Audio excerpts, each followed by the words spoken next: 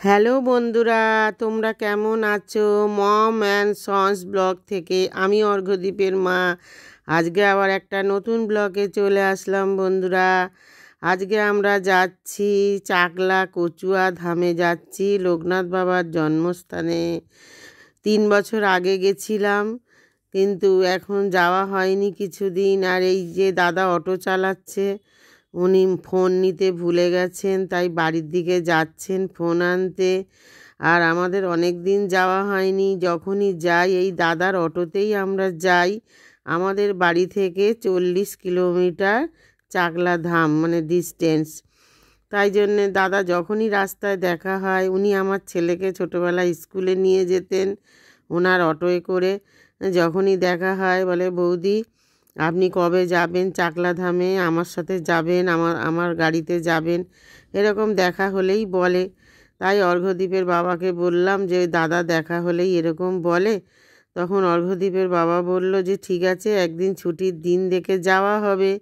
আর যেই ভাবা সেই কাজ।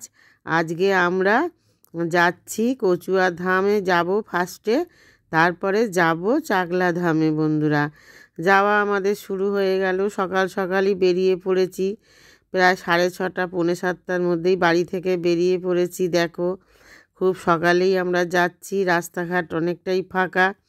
আর আমরা অটোয় করে যাচ্ছি এখন লোকনাথ বাবার ধামে। খুবই ভালো লাগছে বন্ধুরা, জানো তো।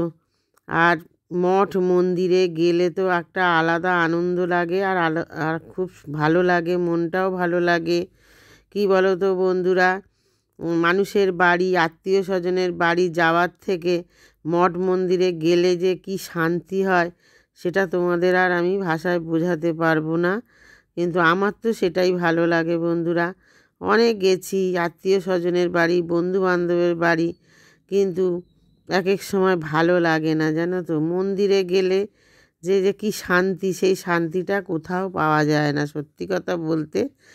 এটাই আজকে সত্যি কথা তোমাদের সঙ্গে শেয়ার করলাম। যাচ্ছি, 3জনে মিলে যাচ্ছি আমরা, আমি, অর্ঘ্যদীপ আর ওর বাবা। আর দাদাও যাচ্ছেন। আর দাদাদের দেশ ওইখানে, দাদার জন্মস্থান, আত্মীয় পরিজন সব ওই চাকলা ধামেই দাদার আছেন। সেই জন্যে দাদার শুধু মন টানে ওই ওই দিকে যাওয়ার জন্যে। যখনই আমাদের দেখা হয় বলে যে আপনাদের দৌলতে তবু আমার নিজের বাড়িতে একটু ঘোরা হয়। উনিও কাজের চাপে থাকে না, গাড়ি চালায়, অটো চালায়, তো তা ওনার অনেক কাজ থাকে, সেই জন্যে সহজে যেতে পারে না। এই সুযোগে আমরাও চাকলা ধামে ঘুরি। আর ওনারও একটুখানি বাড়িতেও যাওয়া হয়, নিজের জন্মস্থানে। দাদার দেশ, দাদার বাড়ি ওইখানেই। দাদা কাজের সূত্রে কলকাতায় থাকেন, অটোওয়ালা দাদা। ওনার সাথেও আমাদের অনেক দিন পরিচিত। আর এই দেখো বন্ধুরা, কামদুনির রাস্তায় চলে আসলাম আমরা। আর কামদুনি, খড়িবেড়িয়া, এই রাস্তাগুলো দেখো বন্ধুরা, একটা বাড়িঘর নেই দুপাশে, শুধু মাঠ আর মাঠ, আর খাল আর খাল, আর জল আর জল।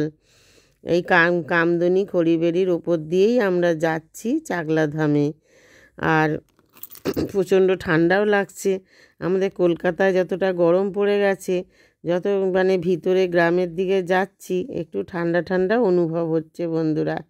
আর রোদটা এসে গায়ে পড়ছে, খুব ভালোই লাগছে। আমরা শুরু করলাম যাওয়া। আর অর্ঘ্যদীপের বাবা সামনে বসলো। আর জানো তো, আমরা মোটা মানুষ, সেই জন্য আমাদের একটু জায়গা বেশি লাগে। আর এই অটোতে আমরা বেশ খুব রিল্যাক্সে গেলাম, যাচ্ছি। আর চারিদিকের পরিবেশটা দেখতে দেখতে যাচ্ছি বন্ধুরা, বেশ ভালো লাগছে। দেখো, এখানে না বাড়িঘর তেমন একটা নেই, শুধু জল আর জল। আর এইখানে এই কামদুনির ওপর দিয়েই আমরা যাচ্ছি। এই পরিবেশটা দেখো, এত নির্জন নিরিবিলি, কী আর বলবো। আমাদের সন্ধ্যের আগেই ফিরে আসতে হবে, তাই জন্যে দাদা বললেন যে সকাল সকালই বেরোনোটাই ভালো। কেননা এই রাস্তা রাত্রিরে মানে সেরকম একটা নিরাপদ নয়। সেই হিসাবে আমরা তাড়াতাড়ি পৌঁছালাম, এবং যাতে তাড়াতাড়ি আসতে পারি সেই জন্যে তারই প্রচেষ্টা করছি। দেখো, হরিবেরি রাস্তায় শুধু দিঘি দিঘি আর জল, বাড়িঘর সেরকম একটা নেই। আমি এই নিয়ে 3বার যাচ্ছি বন্ধুরা এই চাকলাধামে। অবশেষে আমরা কচুয়াতে এসে পড়লাম। তোমাদের সঙ্গে গল্প করতে করতে দেখো এইখানে এক দিদি এসছেন, ওনার দোকান আছে, ফুল মালার দোকান আর ভোগের দোকান, মানে ভোগ প্রসাদের দোকান। উনি আমাদের ডেকে নিয়ে গেলেন ওনার দোকানে। আর আমরাই প্রথম, এখনও পর্যন্ত ফাঁকা, সেরকম ভিড় হয়নি। তাই জন্যে দিদি বললেন যে আপনারাই প্রথম পুজো দিতে এসছেন। আস্তে আস্তে রবিবার তো বেলা বাড়লে এখানে ভিড়ও বাড়ে নাকি। তো আমরা চলে আসলাম। বৌদি ডাকলো যে এখান থেকে ডালা নেবে, সেই জন্যে উনি যেহেতু ডেকেছে, ওনার তো একটা সম্মান আছে, তাই জন্য ওনার দোকানেই আমরা গুটি গুটি পায়ে গেলাম। আর আমার বন্ধুরা পায়ের পরিস্থিতি খুবই খারাপ। দেখো আমি শুধু খোঁড়াচ্ছি, ঠাকুরের দয়াই আসতে পেরেছি।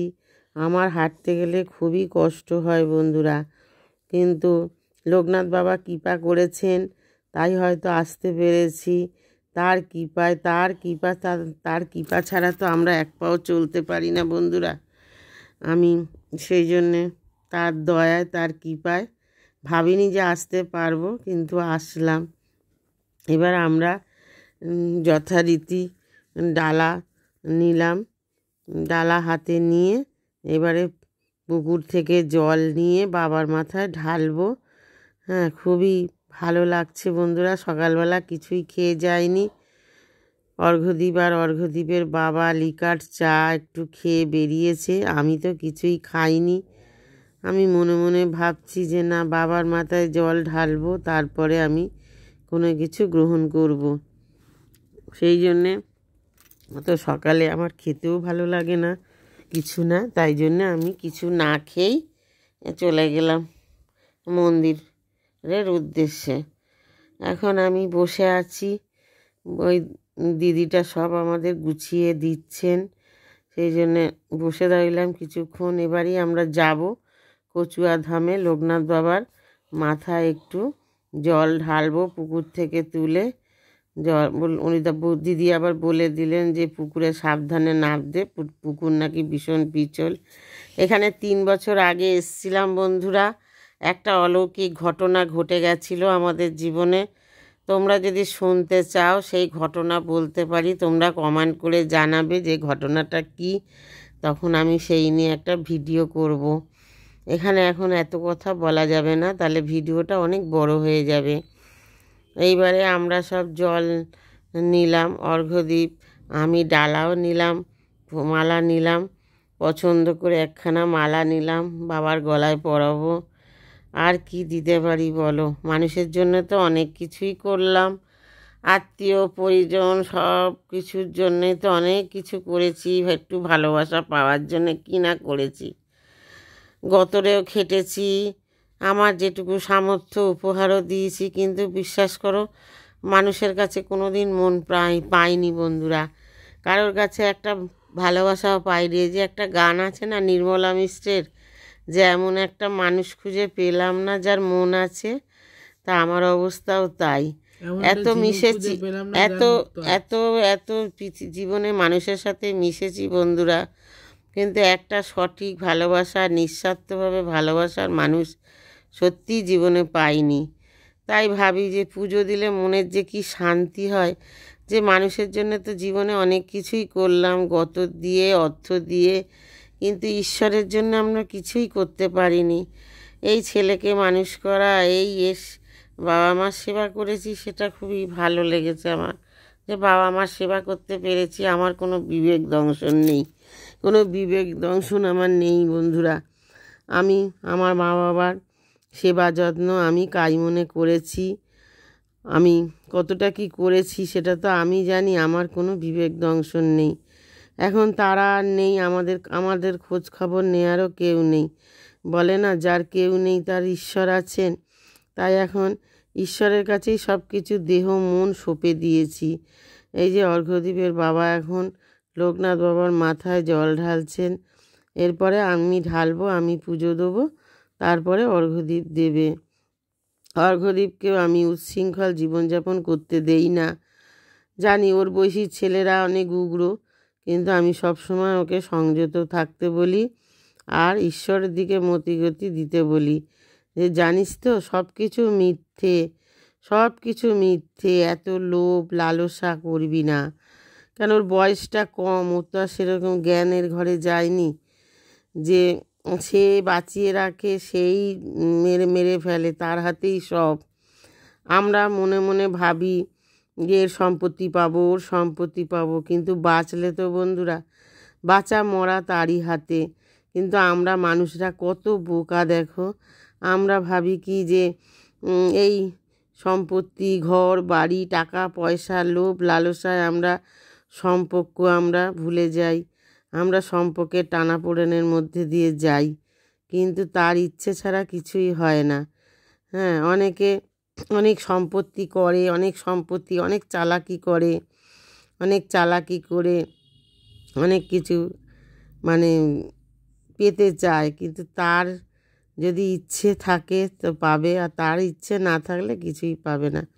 আমাদের পুজো হয়ে গেল বন্ধুরা, এখানে একজন ভিক্ষুক বসে আছেন। আমি অর্ঘ্যদিকের বাবাকে বললাম যে ওদের কিছু দাও, পুজো দিলেই হবে না, এরা নিঃস্ব দরিদ্র মানুষ, এরা আশায় থাকে কে কখন পুজো দিতে আসবে। মানুষের মধ্যেই তো ভগবান, তাই না বন্ধুরা বলো? আমি আশপাশটা ঘুরে ঘুরে দেখছি মন্দিরটা এখন কত সুন্দর হয়ে গেছে। আর আমি ওই ধূপকাঠি মোমবাতি এইগুলো তো মন্দিরে জ্বালানো নিষেধ, এগুলোর জন্য একটা আলাদা জায়গা আছে। আমি অবশেষে ওই জায়গায় চলে গেলাম। আমি অর্ঘ্যদীপের বাবা অর্ঘ্যদীপ তিনজনে গেলাম সেই জায়গায়। আমি ভাবলাম যে একটু ধূপকাঠি মোমবাতিটা দেই। এখন নিয়ম হয়েছে বাবার সামনে কিছু দেয়া যাবে না, কেন অনেক দুর্ঘটনা ঘটে তো, তার জন্যই এই নিয়ম চালু হয়েছে বন্ধুরা। আর ওই নিঃস্ব ভিখারি মানুষটা বসে আছে, তা আমি বললাম বাবা আমি পুজো দিয়ে আসি, তারপরে তোমাকে যাও কিছু তোমাকে দেবো আমার ক্ষমতা অনুযায়ী। তা সে বলল মা ঠিক আছে তুমি যাও পুজো দিয়ে আসো। তাই আমি একটু ধূপকাঠি মোমবাতি, এখানে একটা লোকনাথ বাবার মূর্তি দেখলাম, আমরা দুজনে প্রণাম করলাম যাওয়ার পথে, মানে জল ঢেলে যাওয়ার পথে এই লোকনাথ বাবাকে আবার দেখলাম, তখন আবার এখানে একটু দর্শন করলাম। খুবই ভালো লাগছে বন্ধুরা, বাড়ি আর যেতে ইচ্ছা করছে না, মনে হচ্ছে সারাক্ষণ এখানেই থেকে যাই, কিছুদিন এখানেই থেকে যাই। আর সংসারের জ্বালা আর ভালো লাগে না বন্ধুরা, মনে হয় কি যে আর কতদিন আর পৃথিবীতে আছি, সময় তো গড়িয়ে আসলোই, যাওয়ার দিন তো চলেই আসলো আস্তে আস্তে। এখন এই শেষ টাইমে এসে বন্ধুরা আর কোনো কিছুর হিসাব করতে চাই না, যে কদিন বাঁচবো তার দয়ায় তার ইচ্ছায় যেটুকু সে করাবে, আমার কর্মফল সেটুকু করতে হবে বন্ধুরা। সব কিছু মিথ্যে জানো তো, সম্পর্ক ভালোবাসা সব কিছু এখনকার দিনে মিথ্যে, কোনো কিছুই সত্যি নয়। তোমার ওজন দেখবে, তোমার সময় দেখবে, তোমার এখন কেমন সময় যাচ্ছে, দুঃসময় না সুসময়, সেই বুঝে সব মৌমাছির মতন দলে দলে সব ভালোবাসার মানুষগুলো আসে। আবার যখন দেখে যে এর তো সময় খারাপ আসছে, এর এখন তো খারাপ সময় যাচ্ছে, তখন সবাই আস্তে আস্তে পাশ থেকে সরে যায় বন্ধুরা। এটাই নিয়ম সংসারের, জানো তো। আর আমি তাতে ঘাবড়াই না, আমি জানি ঈশ্বর আছে আমার মাথার উপরে, আর জীবনে ওঠা পড়া আছেই। হ্যাঁ, যেরকম জোয়ার ভাটা হয়, আমার জীবনে সুখ আসবে দুঃখ একদিন আসবে আমি জানি, সেইভাবে আমি তৈরি হয়েই থাকি। জানি সুখের পরে দুঃখ আসবে, দুঃখের পরে সুখও আসবে। অবশেষে অর্ঘ্যদীপের বাবা সমস্ত পুজো দিয়ে এই মানুষটাকে সামান্য কিছু উপহার দিল। আর দেখো সবাই দলে দলে অর্ঘ্যদীপের বাবাকে একদম চেকে ধরেছে, আর ওনার যেটুকু ক্ষমতা সেটুকুই সবাইকে দিল। একজনকে দিলে হয়তো একটু বেশি দিতে পারত, কিন্তু উনি সবাইকেই দিল। উনি তো অন্য রকমের মানুষ, যে একজনকে দেবো একজনকে দেবো না, উনি সেটা করতে পারে না। তাই বলল যে সবাইকে 5 টাকা করে দিলাম, আর যদি অল্প কিছু কেউ থাকতো হয়তো একটু 10 টাকা করে দিতাম সাহায্য। আমার যেরকম সামর্থ্য সেরকম দিলাম। আর বন্ধুরা, এই যে এই দোকানটা থেকে আমরা মানে ঠাকুরের সব কিছু মালা, মিষ্টি, ভোগ এইসব নিয়েছি। এই যে জ্যোৎস্না ভাণ্ডার, এই জ্যোৎস্না প্রসাদী ভাণ্ডার থেকে তোমরা যদি আসো এখান থেকে পুজো দেবে। এনাদের ব্যবহার খুবই ভালো। আমি বন্ধুরা সব আশপাশ ঘুরে দেখছি যে মন্দিরটার মধ্যে অনেক পরিবর্তন হয়ে গেছে, আগের থেকে অনেক উন্নতি হয়েছে কচুয়াধামে। আর দেখো দলে দলে ভিড়ও বাড়ছে। আমি যখন এসেছি সেরকম লোকজন ছিল না, আস্তে আস্তে অনেক লোকজন এসে গেছে এখানে পুজো দেওয়ার জন্যে। যত বেলা হবে তত নাকি মানুষজন এখানে এসে ভিড় করে, ওই দিদিটা বলছেন আমাদের। আর আমি খোঁড়াতে সব ঘুরে ঘুরে দেখছি, আর ভাবছি যে পা যতদিন ঠিক আছে একটু ঘুরে বেরিয়ে নেই। ঠাকুর যে কপালে কী রেখেছে আমার জানি না, কি পাপ করেছি এই জন্মে না আগের জন্মে জানি না। আমরা তো সবসময় পাপ পুণ্য কী করছি আমরা তো বুঝতে পারি না, নিজের দোষ কেউ দেখতে পায় না বন্ধুরা। কিন্তু আমরা জানি না আমরা অজ্ঞানে কি করছি না করছি। আমরা তো আর ভগবান নই। ঠাকুরের দয়ায় সব কিছুই চলছে, আর ঠাকুরের ইচ্ছাতেই আসতে পেরেছি। লোকনাথ বাবা কৃপা করেছে। এটা হচ্ছে পুরনো মন্দির। আমরা অটোয় উঠে গেলাম, কচুয়ায় পুজো দেওয়া হয়ে গেল আমাদের। এইবারে আমরা চাকলার উদ্দেশ্যে যাচ্ছি। এখান থেকে 14 কিলোমিটার কচুয়া থেকে। আর সম্পূর্ণ আমরা এই যে চাকলা থেকে, কচুয়া থেকে আর আমাদের বাড়ি থেকে পুরো 40 কিলোমিটার রাস্তা। এই 40 কিলোমিটার রাস্তা আজকে আমরা গেলাম অটোয় করে। এবার আমরা আস্তে আস্তে চাকলা ধামের দিকে যাচ্ছি। দেখা যাক, দাদা বলছেন তাড়াতাড়ি যেতে হবে, নাহলে খাওয়ার কুপন পাওয়া যাবে না। দেখো পরিবেশটা কত সুন্দর মাঠ, প্রকৃতিটা কত সুন্দর লাগছে বন্ধুরা। আমাদের কলকাতায় তো এইসব দেখতে পাই না। মুক্ত বাতাস, এত যে ভালো লাগছে কি বলবো তোমাদের। আমরা যাচ্ছি, যেতে আস্তে আস্তে আমরা চাকলা ধামে পৌঁছে যাচ্ছি। একদম অনেকটাই কাছে চলে এসেছি মন্দিরের। আর দেখো এখানকার ভিউগুলো কত সুন্দর। আর যেখানে ঈশ্বর থাকেন সেখানে অনেক নিরালা, নিস্তব্ধ। সাধনা তো এরকম জায়গাতেই হয় না? সাধনার এটা সুন্দর একটা জায়গা সত্যি। এখানে আসলে একা মানে মনের কষ্ট, মনের দুঃখ সব কোথায় চলে যায়। আমরা চলে এসেছি এখন চাকলা ধামে। দেখো বন্ধুরা, এখানে এসেছি। এখানে আসার পরে অনেক সবজি বসেছে, অনেক কিছু জিনিস বসেছে ঠাকুরের। আমি সেইগুলো ঘুরে ঘুরে দেখছি। এবারে মন্দিরে ঢুকবো আস্তে আস্তে। যাওয়ার পথে এইগুলো চোখে পড়লো, তাই একটু দেখে নিচ্ছি, কি করব আর। ভালো লাগছে। অনেক দিন পর আসলাম চাকলা ধামে। সেই 3 বছর আগে একবার এসেছিলাম, এই নিয়ে 3 বার আসলাম বন্ধুরা। আর সবাই দেখো দলে দলে চাকলা ধামে বাবার কাছে পুজো দিতে যাচ্ছে।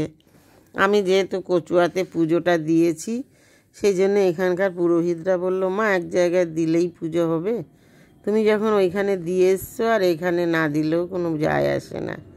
আমি বললাম পুরোহিতকে যে এখানে পুজো দেবো, ওখানে তো দিয়ে এসছি, এখানে কি দেওয়া যাবে? বললো তোমার ইচ্ছা। আমি ভাবলাম না, কচুয়াতে যখন পুজো ভালোভাবে দিয়েছি, বাবার মাথায় জল ঢেলেছি, এখানে তো সেইভাবে দিতে পারবো না। যাক, ওখানে দিয়েছি, ওই একদিকে দিলেই আরেক দিকেই হবে। সবই তো বাবার খেলা, বাবার লীলা, আর বাবার জায়গা। আর দুভাবে পুজো দেওয়ার কি আর আছে। আস্তে আস্তে আমরা মন্দিরের ভেতরে প্রবেশ করছি বন্ধুরা। এখানে দেখো একটা কুকুরছানা কেমন শুয়ে আছে। আমার তো ভয় পাচ্ছে যে একে পা দিয়ে না পিষ্ট করে দেয় মানুষের। এবার আমরা আস্তে আস্তে ভেতর দিকে ঢুকছি, মন্দিরের ভেতর দিকে। এটা হচ্ছে চাগলার মন্দির। আর দেখো কত সুন্দর আর কত লোকের সমাগম হয়েছে এখানে। প্রচুর লোক, প্রচুর মানুষ গাড়ি নিয়ে নিয়ে এসছে এখানে। গাড়ি পার্কিংয়ের ব্যবস্থাও আছে। আর মানুষজন সব আস্তে আস্তে ঢুকছে, তাদের সাথে সাথে আমরাও ঢুকে পড়লাম। আর এখানে যে দাদা আমাদের অটোয় নিয়ে গেছিলেন, ওই দাদার উপর দায়িত্ব দিলাম, টাকা দিয়ে দিলাম যে দাদা আপনি লাইনে দাঁড়িয়ে কুপনটা নিন, কেন আমরা ভেতরে ঢুকবো, ফটো তুলবো তোমাদেরই জন্যে, তোমাদেরকে দেখানোর জন্যে। তার জন্য আমরা সময় পাবো না, সেই জন্য দাদা কুপন কাটতে চলে গেল ভোগ প্রসাদের খাবারের। আর আমরা মন্দিরের ভেতরটা ঢুকলাম। দেখো বন্ধুরা কত সুন্দর চাগলার মন্দিরটা, কত দারুণ সুন্দর। দেখো অর্ঘ্যদীপ তো ফটো তুলছে, আবার অর্ঘ্যদীপকে ফটোর বাবা তুলছে। আর মন্দিরটা দেখো কত সুন্দর। এখানে আসলে না তুমি সব কিছু ভুলে যাবে, সংসারের জ্বালা যন্ত্রণা সব কিছুই তোমার ভুলে যাবে। আমি এখানে সবাই একটু আরতি দিচ্ছে, আমি এখানে একটু প্রণাম করলাম, বাবার এখানে এসে একটু প্রণাম করলাম। আমি একটা নগণ্য মানুষ বন্ধুরা, আমি বাবাকে তো অনেক মানে টাকা পয়সা খরচা করে পুজো দিতে পারবো না। আমি একটা নগণ্য মানুষ, সামান্য মানুষ, তাই সমস্ত ভক্তি দিয়েই বাবাকে ডাকলাম যে বাবা যেখানে যত বিপদে পড়ি তুমি পাশে থেকো, তুমি পাশে থেকো। জানি আমার দুঃখের দিনে কেউ থাকবে না আমার পাশে, একমাত্র তুমিই থেকো। আর কোনো দিন এত দুঃখ কষ্ট এত বিপদ আপদ গেছে বন্ধুরা, কেউ আমার পাশে নেই, একমাত্র ঈশ্বরই আমার পাশে আছেন বলে আমি এখনও পর্যন্ত বেঁচে আছি তোমাদের সামনে। জানো আমার অনেক বড় বড় জীবনে বিপদ গেছে, কিন্তু আমার বাবা মা ছাড়া আর কোনো মানুষ, আমার শ্বশুর বাড়ির দিক দিয়ে বলো বা আমার বাপের বাড়ির দিক দিয়ে বলো, কোনো মানুষ আমার পাশে ছিল না। একমাত্র আমার বাবা মা ছিলেন আর ঈশ্বর ছিলেন। বাবা মা চলে গেছে, এখন ঈশ্বরই আছেন আমার মাথার উপরে। আমার যত বিপদ আসবে সে সব কাটিয়ে দেয় বন্ধুরা। আমি তার ওপর বিশ্বাস রেখেই চলি, মানুষের ওপর আমি আর ভরসা বিশ্বাস করি না। মানুষ জানো তো ক্ষণে ক্ষণে রং বদলায়, ক্ষণে ক্ষণে রং বদলায়। মানুষের ওপর ভরসা নেই। মানুষ যেখানে দেখে যে অনেক টাকা পয়সা অনেক কিছু পাবে, অনেক মিশলে অনেক লাভ হবে, স্বার্থ থাকে, সেখানে মানুষ ভালোবাসা দেখায়। মানুষ আমার কাছে আসে ভালোবাসা দেখায়। আমি তো নগণ্য মানুষ, মানুষকে খুশি করতে পারি না, খুশি করার মতন কিছুই আমার নেই দেওয়ার মতন, তাই মানুষের কাছে আমি খারাপ হয়ে যাই বন্ধুরা। এখনকার স্বার্থের দুনিয়া, এখন যে দিতে পারবে টাকা পয়সা, যে সাহায্য করতে পারবে তার কাছেই সবাই মানে তাকেই সবাই মানুষ তার পাশেই থাকবে, বুঝেছো তো। আমার টাকা পয়সা নেই কোনো জন্মেও, আর আমার পাশেও কোনো মানুষ দাঁড়ায় না। যাদের অর্থ আছে প্রতিপত্তি আছে তাদের কাছেই মানুষ দাঁড়ায়, এটাই দুনিয়ার নিয়ম।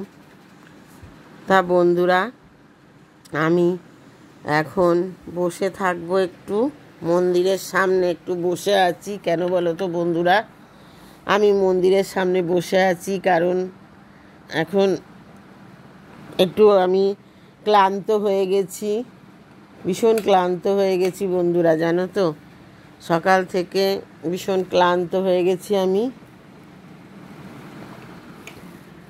প্রচুর ক্লান্ত হয়ে গেছি, কারণ অনেক সকালে বেরিয়েছি, কচুয়াতে পুজো দিলাম, এতটা জার্নি করে আসলাম, তাই জন্য আমি একটুখানি বসে আছি মন্দির প্রাঙ্গণে। বসে বসে আমি একটুখানি রেস্ট দিচ্ছি। আর এখন আবার চলে আসলাম আমি মানে ওই লাইনে দাঁড়িয়ে আছি, কারণ এখন ভোগ দেবে 1:30টার সময় ভোগ দেওয়া শুরু হয়। টিকিট কাটা হয়ে গেছে, লাইনে দাঁড়িয়ে আছি। 1:30টার সময় মানে দরজা খুলবে আর ভোগ বিতরণ হবে, তাই দাঁড়িয়ে আছি। খুবই কষ্ট হচ্ছে, কিন্তু বলে প্রসাদে দুর্ভোগ কাটে, তার জন্যে। আর দেখো কত বড় বড় কড়াই, কত বড় বড় উনুন, এগুলোতে রান্না হয়, ভোগের রান্না হয়। আমরা অবশেষে দাঁড়িয়ে আছি, অপেক্ষা করছি যে কখন মানে ভিতরে ঢোকাবে। দাদাও আমাদের সঙ্গে লাইনে দাঁড়িয়ে আছে, অটোওয়ালা দাদা। এবার আমরা ভোগ খাওয়ার জন্যে মানে খিদেও পেয়ে গেছে, অবশেষে আমরা ঢুকে বসলাম বন্ধুরা। এখানে মাটিতেই বসতে হয়, এখানে কোনো চেয়ার টেবিলের ব্যবস্থা নেই। মানে ওই দক্ষিণেশ্বর বা বেলুড় মঠের মতো সেরকম এখনও হয়নি, হয়তো ভবিষ্যতে হয়ে যেতে পারে। এখন মাটিতে বসেই তোমাদের ভোগ বিতরণ করলে ভোগ খেতে হবে। আমরা সব লাইন দিয়ে বসে পড়লাম, যারা গেছি বাবার স্থানে। সবাই 40 টাকা করে টিকিট, 80 টাকা করে রাজভোগ বন্ধুরা। আমি তাই 40 টাকার টিকিট কেটেই খেতে বসে গেলাম ভোগ। ভোগের ব্যবস্থা হচ্ছে, আর আমি তো খুবই হাসছি। বলছি খিদেও পেয়ে গেছে, সকাল থেকে তো সেইভাবে কিছু খাইনি। অর্ঘ্যদীপ দাদা মাঝখানে কচুয়ায় পুজো দিয়ে টিফিন খেয়েছে, আমি আর অর্ঘ্যদীপের বাবা লুচি খাইনি, খালি পেটে গ্যাস হয়ে যাবে বলে আমরা অল্প করে একটু মুড়ি খেয়েছিলাম, চা আর খেয়েছিলাম, আর আমরা কচুরি খাইনি। তাই প্রচণ্ড খিদেও পেয়ে গেছে, আর ভাবছি কখন ভোগ দেবে। থালা পড়ে গেছে, এইবার আসবে ভোগ বন্ধুরা। দেখা যাক কি ভোগ দেয়, তোমরা তো দেখতেই পাবে। আর অর্ঘ্যদীপ তো খুব হাসাহাসি করছে, বলছে মা বেশ মজা হলো, দিনটা ভালোই কাটলো আমাদের, এই বলছে। আর আমরা সব লাইন দিয়ে বসে পড়লাম চারজনই, আমি, অর্ঘ্যদীপ, ওর বাবা আর ওই দাদাটা বসে পড়লো। এবারে আস্তে আস্তে এবারে ভোগ, এত মানুষ এখানে খায় বন্ধুরা, আর ভোগ খুব অমৃত লাগে। আমি এর আগে 2বার খেয়েছি, আমার তো মুখে লেগে আছে। আমার ঠাকুরের নামে ভোগ হয় তো খুব টেস্ট হয়। অবশেষে খিচুড়ি পাতে পড়ে গেল, গরম গরম খিচুড়ি পড়ে গেল, তারপরে তরকারি আসলো, তরকারি আর পায়েস, এই খাবার দাবার খেলাম। খেয়ে আমরা বাইরে চলে আসলাম, আমাদের খাওয়া কমপ্লিট হয়ে গেল। এবার আমরা বাড়ি আসার জন্যে আমরা প্রস্তুতি নিচ্ছি। আর এখানে দেখো সব শিকড় বাকড় বিক্রি হচ্ছে বাতের ব্যথার জন্যে। অর্ঘ্যদীপের বাবা বললো তুমি কিনবে নাকি? আমি বললাম যে না, এসব আমি মানি না, আমার ঠাকুর যা করবে তাই হবে। আমি সব শিকড় বাকড় পরতেও চাই না, আর আমি এসব মানিও না। আমি জানি ঈশ্বরের ওপরে কেউ নেই, ঈশ্বরই সহায়। এই যে এখন অটোয় চলে আসলাম, এই পার্কিংয়ে দেখো কত টোটো অটো সব দাঁড়িয়ে রয়েছে। আর দাদাটা এখন খাচ্ছেন, ওনার খাওয়া হয়নি, তাই জন্যে উনি এখন খাচ্ছেন। আর আমাদের খাওয়া দাওয়া হয়ে গেছে, ভোগ প্রসাদ আমাদের সেবা করা হয়ে গেছে। এখন আমরা বাড়ির দিকে রওনা দিচ্ছি বন্ধুরা। আর শরীর ভীষণ ক্লান্ত লাগছে, আর খিচুড়ি খেয়েছি তো ভীষণ জলটানো হচ্ছে। আর এই মালাগুলো অর্ঘ্যদীপ নিয়ে এসছে বাবার ওই থান থেকে, বললো মা আমি গাড়িতে লাগাবো। তোমরা ভিডিওটা ভালো লাগলে লাইক শেয়ার সাবস্ক্রাইব